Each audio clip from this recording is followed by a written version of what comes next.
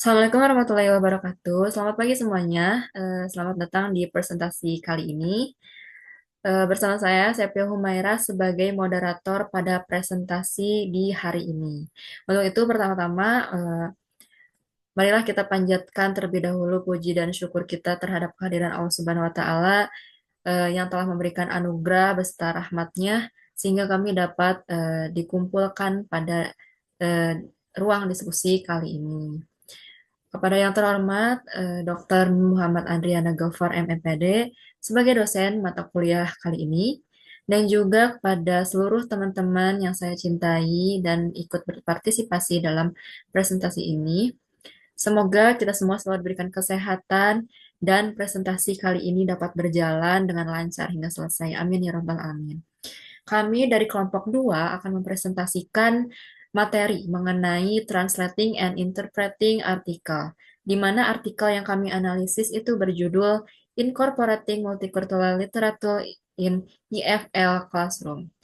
Sebelum kita mulai, saya akan memperkenalkan beberapa presenter yang akan memaparkan materi pada presentasi ini. Yang pertama yaitu diri saya sendiri sebagai pemateri pertama, ditemani oleh rekan saya bernama Sani Ramdhani sebagai pemateri kedua. Oke, next slide. Selanjutnya, terdapat beberapa poin yang akan kami sampaikan. Di antaranya yang pertama terdapat pembahasan latar belakang mengapa analisis dan terjemahan artikel ini dilakukan. Kemudian terdapat tujuan dan manfaat. Ketiga, teknik analisis artikel yang kami analisis. Kemudian terdapat lampiran artikel yang akan dianalisis dan diterjemahkan oleh kami. Kemudian yang kelima, pembahasan bab artikel. Yang keenam, analisis kalimat artikel. Kemudian yang terakhir, terdapat kesimpulan dari keseluruhan materi yang telah disampaikan. Oke, next slide. Tanpa berlama-lama dan panjang lebar lagi, eh, materi pertama hingga materi keempat akan disampaikan oleh diri saya sendiri. Maka dari itu, eh, mari kita mulai. Yang pertama, kita akan membahas mengenai latar belakang dari pengerjaan, analisis, dan penerjemahan kalimat dari setiap artikel yang kami analisis. Artikel-artikel seringkali mengandung ide baru, temuan penelitian, atau perspektif yang penting untuk kemajuan ilmu pengetahuan di berbagai bidang. Namun, untuk memanfaatkan informasi tersebut dengan maksimal, kita memerlukan keterampilan untuk menganalisis dan menerjemahkannya dengan tepat. Nah, proses analisis artikel tidak hanya sekadar memahami kalimat demi kalimatnya saja, melainkan juga menggali lebih dalam untuk menemukan makna yang tersirat, mendalami struktur argumentasi penulis, serta memahami konteks sosial, budaya, atau akademis yang melatar belakangi tulisan tersebut. Dalam banyak kasus, penerjemahan menjadi langkah kunci untuk mengatasi hambatan bahasa dan memungkinkan pembaca dari berbagai latar belakang memahami teks tersebut. Nah, maka dari itu pentingnya kemampuan analisis dan penerjemahan ini semakin terasa dalam konteks pendidikan, terutama di kalangan pelajar dan profesional yang membutuhkan kemampuan untuk memahami berbagai referensi yang ditulis menggunakan bahasa asing. Seiring dengan berkembangnya teknologi, akses ke berbagai artikel ilmiah dan riset internasional semakin terbuka. Dan ini menuntut individu untuk memiliki keterampilan dalam menganalisis dan menerjemahkan teks secara efektif dan akurat. Nah, penerjemahan juga berperan penting dalam menjaga agar makna asli dari teks tidak hilang atau terdistorsi. Dalam hal ini, tidak hanya diperlukan pemahaman bahasa yang baik, tetapi juga pemahaman mendalam terhadap budaya dan konteks yang ada dalam teks asli. Oleh karena itu, tugas untuk menganalisis dan menerjemahkan artikel ini sangat relevan karena meningkatkan kemampuan dan memahami teks secara holistik, sekaligus menjembatani kesenjangan bahasa yang ada. Kemudian, next slide. Poin selanjutnya mengenai tujuan dan manfaat dari kami menganalisis dan menerjemahkan suatu artikel. Yang pertama, terdapat tujuan. Tujuannya diantaranya memperoleh pemahaman mendalam tentang isi artikel. Yang kedua, pastinya mengidentifikasi struktur dan logika penulisan. Kemudian yang ketiga, menemukan kesalahan atau ketidakjelasan dalam artikel. Dan yang terakhir, menerjemahkan secara akurat dan tepat pastinya. Nah, penerjemahan memiliki tujuan untuk mengalihkan pesan yang ada dalam suatu artikel dari satu bahasa ke bahasa lain tanpa mengubah makna aslinya. Dalam hal ini penting untuk memastikan bahwa penerjemah tidak hanya sekadar mengganti kata, tetapi juga mempertimbangkan konteks budaya, sintaksis, dan gaya bahasa yang digunakan oleh penulis. Kemudian, terdapat manfaat dari menganalisis suatu artikel atau menerjemahkan. Yang pertama, memperdalam pemahaman terhadap materi. Dengan menganalisis artikel, kita dapat lebih memahami ide-ide atau konsep yang diangkat oleh penulis. Kemudian yang kedua, peningkatan keterampilan bahasa. Ketiga, membuka wawasan baru dan perspektif yang berbeda. Yang keempat, meningkatkan kemampuan berpikir kritis. Kemudian yang kelima, dapat memfasilitasi akses ke informasi global. Nah, manfaatnya salah satunya kita mampu berpikir kritis. Nah, proses analisis artikel melatih kemampuan untuk berpikir kritis itu karena kita harus menilai argumen yang disampaikan oleh penulis dan mempertimbangkan apakah argumen tersebut logis, valid, dan didukung dengan bukti yang cukup. Kemudian, dengan kemampuan untuk menerjemahkan artikel, kita bisa mengakses berbagai literatur atau riset yang ditulis dalam bahasa asing. Next slide. Berikutnya terdapat teknik analisis artikel. Dalam menganalisis dan menerjemahkan suatu artikel, kami menggunakan 5 teknik utama yang kami gunakan untuk menganalisis artikel. Di sini kami mengacu dari buku milik Surya Winata dan Haryanto tahun 2016, di mana mereka menulis buku tentang translations dengan fokus bahasan mengenai teori dan penuntun praktis dalam menerjemahkan. Beberapa teknik tersebut atau kelima teknik tersebut diantaranya yang pertama literal translations. Teknik ini menerjemahkan artikel secara langsung dengan mengikuti struktur kata per kata. Tujuannya adalah mempertahankan keaslian teks, sehingga cocok untuk analisis gramatikal maupun sintaksis. Namun teknik ini kurang memerhatikan dari konteks dan nuansa budaya. Kemudian yang kedua, contextual translating. Teknik ini memperhitungkan konteks sosial maupun budaya dari penulis serta pembaca. Penerjemah berupaya memahami maksud sebenarnya dari teks sehingga hasilnya tetap relevan dengan konteks yang diinginkan. Kemudian yang ketiga, dynamic equivalence. Fokus teknik ini adalah pada adaptasi makna agar lebih komunikatif, sesuai dengan konteks budaya target. Maka dari itu teknik ini menekankan kelancaran dan kefahaman pesan sehingga pembaca dapat memahami secara alami. Begitu maksud dari dynamic equivalence. Kemudian yang keempat mengenai cultural adaptation atau penyesuaian budaya. Cultural adaptations adalah proses menyesuaikan terjemahan agar sesuai dengan budaya lokal pembaca. Maka dari itu, hal ini bertujuan untuk memastikan bahwa pesan yang diinginkan disampaikan tetap relevan dan dapat dipahami dengan baik oleh pembaca dalam konteks budaya mereka. Untuk memahami lebih lanjut, terdapat contoh dengan di bidang ungkapan atau idiom. Terdapat idiom dalam bahasa Inggris di mana terdapat sebuah kalimat "It's raining cats and dogs" yang berarti hujan sangat lebat. Jika diterjemahkan langsung ke bahasa Indonesia, maknanya bisa membingungkan dengan terjemahan seperti hujan yang sangat lebat. Maka terjemahannya disesuaikan menjadi hujan deras sekali. Dari yang hujan sangat lebat menjadi hujan deras sekali. Kemudian dari segi simbol budaya, jika dalam artikel asli terdapat sebuah referensi atau sebuah kata seperti Thanksgiving yang tidak ditawarkan atau tidak dirayakan di Indonesia. Nah, penyesuaian bisa dilakukan dengan mengganti referensi tersebut menjadi perayaan yang lebih familiar, seperti Idul Fitri maupun Hari Natal, tergantung konteks yang ada di Indonesia atau di budaya target tersebut. Kemudian yang kelima, teknik leksikal grammatical equivalence atau kesejajaran leksikal gramatikal. Nah, teknik leksikal grammatical equivalence ini adalah proses di mana memastikan bahwa kata-kata atau leksikal dan tata bahasa atau yang kita sebut gramatikal yang digunakan dalam terjemahan secara alami dan setara sesuai dengan bahasa asli. Ini penting agar arti dan struktur kalimat tetap terjaga meskipun terjemahannya diterjemahkan ke dalam bahasa lain. Untuk lebih lanjutnya, terdapat contoh di mana dalam konteks leksikal atau kata-kata, dalam bahasa Inggris itu terdapat kata freedom, bisa diterjemahkan menjadi kebebasan dalam bahasa Indonesia. Namun, tergantung konteks, bisa juga diterjemahkan menjadi kata kemerdekaan, tergantung kita menggunakannya dalam konteks kalimat seperti apa. Jadi, dalam satu kata terdapat beberapa makna.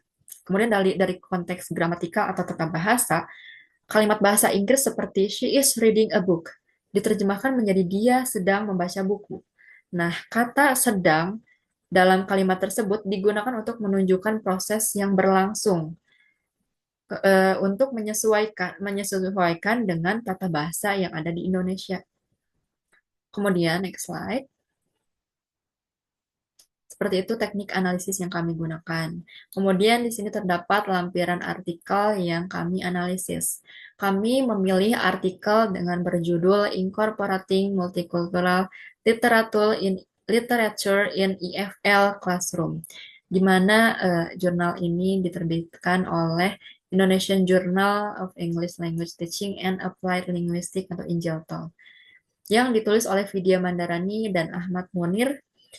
Kemudian artikel ini telah terindeks Sinta 2. Mungkin hanya itu saja materi atau pemaparan yang dapat saya jelaskan. Untuk materi selanjutnya akan dijelaskan oleh rekan saya, yaitu Sani. Kepada Sani, waktu saya persilahkan.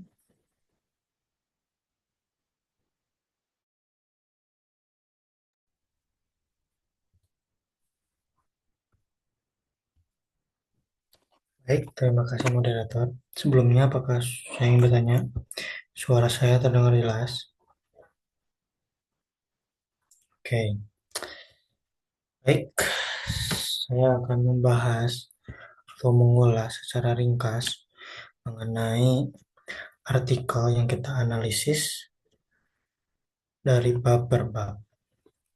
Oke, jadi artikel yang kita analisis dan terjemahkan ini yaitu berjudul Incorporating Multicultural Literature in EFL Classroom, karya dari Vidya Mandarani dan Ahmad Munir, membahas tentang pentingnya mengintegrasikan literatur multikultural ke dalam pembelajaran bahasa Inggris sebagai bahasa asing atau EFL, atau lebih dikenal sebagai English Foreign Language. Artikel ini terdiri dari beberapa bagian utama yang masing-masing memberikan wawasan mendalam tentang pentingnya literatur multikultural, kriteria pemilihan, strategi implementasi, dan manfaatnya. Berikut adalah ulasan atau garis besar dari setiap bab yang ada pada artikel berikut. Yang pertama yaitu abstrak. Pada abstrak ini membahas tentang pentingnya literatur multikultural untuk mengatasi diskriminasi etnis di sekolah. Literasi ini membantu siswa memahami keberagaman budaya dengan pendekatan inklusif. Nah, ini sangat relate banget, sangat relate sekali maksudnya ya dengan Indonesia. Karena di Indonesia itu terkenal dengan keberagamannya.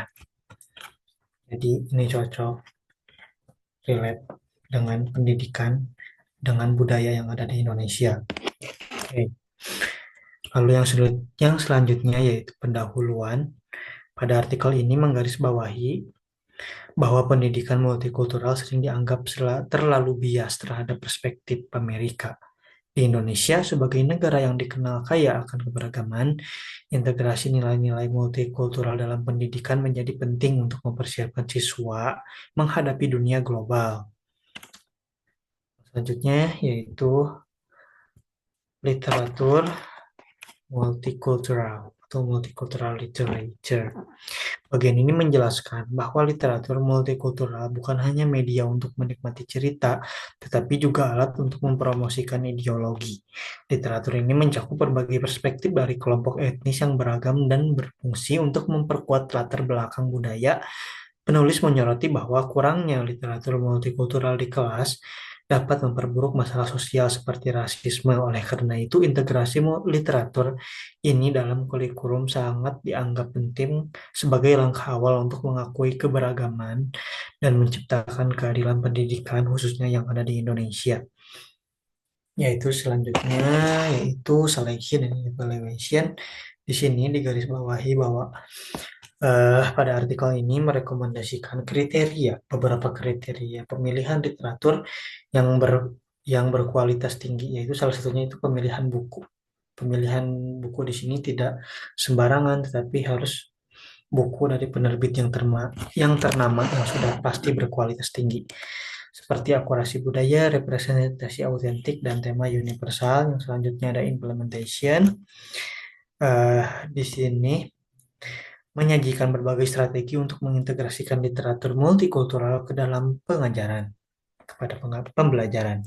Guru disarankan untuk menunjukkan perilaku positif terhadap keberagaman, merencanakan instruksi yang efektif dan memanfaatkan pendekatan lintas kurikulum seperti strategi diskusi kelompok, jurnal refleksi, dan penggunaan diagram pen juga direkomendasikan untuk mendorong pemahaman siswa tentang keberagaman budaya. Oke, lanjut. Yang selanjutnya yaitu sentence analysis artikel. Seperti yang telah dijelaskan sebelumnya oleh moderator, mengenai teknik analisis yang digunakan pada artikel dalam menerjemahkan dan menganalisis terdapat ada 5. Di sini kita tidak memaparkan hasil dari eh, analisis kita secara keseluruhan, tetapi hanya menjabarkan satu persatu dari setiap subbab dan menjelaskan satu persatu dari teknik yang kita gunakan. Yang pertama, ada abstrak, original sentence. It sound in an attempt to promote multicultural education, the use of multicultural literature that portrays various cultures, values, and views may assist the students in appreciating their own culture by the acquisition of diverse perspectives of the society. So, teknik berikut ini, atau yang barusan saya baca, yaitu lexical grammatical equivalence. Oke, terjemahan dari sentence itu pada abstrak itu dalam upaya mempromosikan pendidikan multikultural, penggunaan literatur multikultural yang menggambarkan berbagai budaya, nilai dan pandangan dapat membantu siswa menghargai budaya mereka sendiri melalui perolehan perspektif masyarakat yang beragam. Nah, kenapa kita menggunakan teknik leksikal gramatikal? Yaitu penjelasannya adalah pendekatan ini berfokus pada kesepadanan leksikal dan gramatikal. Pada frasa diverse perspectives of the society, itu diubah menjadi perspektif of the society atau menjadi perspektif masyarakat yang beragam. Nah, untuk menjaga struktur kalimat, hal ini dilakukan untuk menjaga struktur kalimat tetap sesuai dengan pada pola bahasa Indonesia. Kata portrays juga diubah atau diterjemahkan sebagai menggambarkan yang lebih relevan dengan konteks diskusi literatur. Oke, next. Analysis in introduction. Kita memilih teknik translation, yaitu contextual translation pada kalimat yang berbunyi, the discourse of multicultural education was primarily to American bias since it has the same conception with human rights movements from various oppressed groups of people in the said nation, according to Khairuddin 2018. Terjemahannya yaitu diskursus pendidikan multikultural awalnya terlalu condong pada Amerika karena memiliki konsep yang sama dengan gerakan hak asasi manusia dari berbagai kelompok masyarakat yang tertindas di negara tersebut. Nah, penjelasannya yaitu penyesuaian konteks dilakukan pada istilah atau kata atau frasa yang berbunyi American bias yang diterjemahkan menjadi terlalu condong pada Amerika. Hal ini dilakukan untuk lebih relevan dengan pemahaman lokal, dengan pemahaman masyarakat Indonesia. Lalu, frasa the said nation diterjemahkan menjadi negara tersebut untuk memperjelas rujukan. Next. Analysis of multicultural literation. Sorry. So the original sentence, it sounds the use of inclusive literature that signifies diversity helps to provoke a prideful sense in a children and affirms the identity of their families as well as a community. According to Adam 2019. So, the terjemahannya yaitu penggunaan literatur inklusif yang menandakan keberagaman membantu membangkitkan rasa bangga pada anak-anak dan menegaskan identitas keluarga mereka serta komunitas mereka. Nah, teknik translation-nya yaitu dynamic equivalence. Penjelasannya yaitu pada frasa provoke a prideful sense itu diterjemahkan menjadi membangkitkan rasa bangga yang lebih natural ke dalam bahasa Indonesia. Nah, hal ini dilakukan yaitu penyesuaian untuk menyampaikan ide secara komunikatif. Oke, lanjut. Analysis from selection and evaluation of qualified multicultural literature. So the original sentence, it is required to select qualified multicultural literature to keep authentic and accurate portrayals of cultural communities. Terjemahannya yaitu diperlukan pemilihan literatur multikultural yang berkualitas untuk memberikan gambaran autentik dan akurat tentang komunitas budaya. Teknik yang dilakukan yaitu literal translation, penjelasannya yaitu kalimat diterjemahkan langsung karena strukturnya sudah sesuai dan dapat dipahami oleh pembaca. Bahasa Indonesia tanpa perubahan dasar ya. Oke, jadi seperti yang sudah dijelaskan oleh moderator, pada literal translation itu tidak ada perubahan apapun pada terjemahannya karena makna dan arti itu sudah sesuai dengan budaya, dengan konteks yang ada di Indonesia. Jadi tidak perlu lagi ada perubahan karena sudah sesuai maknanya. Begitu, seperti itu.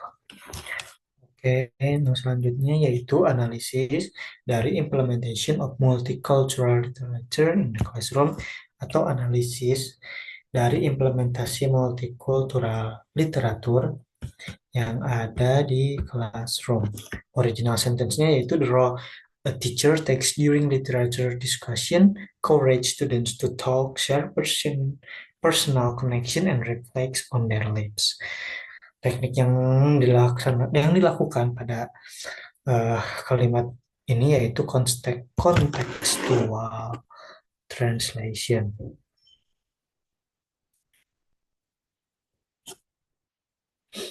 Penjelasannya yaitu pada frasa share personal connection itu diterjemahkan menjadi berbagi pengalaman pribadi agar relevan dengan budaya dan konteks pendidikan yang ada di Indonesia atau menurut pemahaman yang cocok dengan pemahaman warga Indonesia. Yang terakhir yaitu analisis pada conclusion atau kesimpulan. Original sentence-nya, it sounds as the heaven of diversity, nurturing the students' diversity awareness in school is indeed imperative. Teknik yang digunakannya yaitu cultural adaptation. Adapun penjelasannya yaitu kata heaven itu diadaptasi menjadi tempat bernaung.